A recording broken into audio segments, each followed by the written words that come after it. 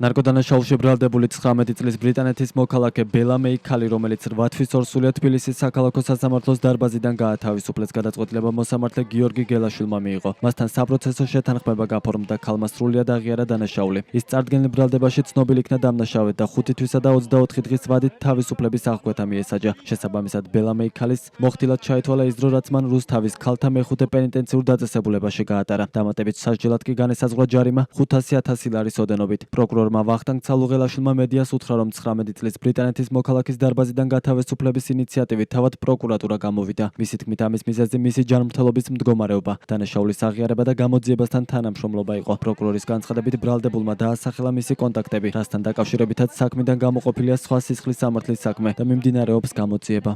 მას შემდეგ, რაც ბრალდებულმა აღიარა ჩადენილი დანაშაული, ითანამშრომლა გამოძიებასთან, ადვოკატთან შეთანხმებით მათ განცხადებით მომართეს პროკურატურას, ითხოვეს საპროცესო შეთანხმების გაფორმება. ჩვენს მიერ განხილული იქნა აღნიშნული საკითხი, გათვალისწინებული იქნა ბრალდებულის აღიარება, გათვალისწინებული იქნა მისი ასაკი, მისი მდგომარეობა და საბოლოოდ მხარეები შეჯერდნენ და დღეს დამტკიცდა საპროცესო შეთანხმება. ბრალდებულს მიესაჯა თავისუფლების აღკვეთა 5 თვის და 24 დღის ვადით და მასვე დამატების საჭიროა დაიკისრა ჯარიმა 500,000 ლარი. მან დაასახელა თავისი კონტაქტები, რასთან დაკავშირებითაც საქმიდან გამოყოფილია სხვა სისხლის სამართლის საქმე და მიმდინარეობს გამოძიება. აღნიშნული გადაწყვეტილება იქნა ბრალდების ხარჯ გენერალურ პროკურატურაში იქნა ეს გადაწყვეტილება მიღებული, რისთვისაც კიდევ ერთხელ მადლობას გადავუხდი მათ, ვინაიდან მათ გაითვალისწინეს ბელას პიროვნება და მისი შესაბამისად ფინანსური მდგომარეობაც, რომლის ფარგლებმაც დააკმაყოფილა ბრალდების მხარის მოთხოვნა და ამ პირობებში გაუფორმდა მას საპროცესო შეთანხმება, რომლის შემდეგაც ის გათავისუფლდა.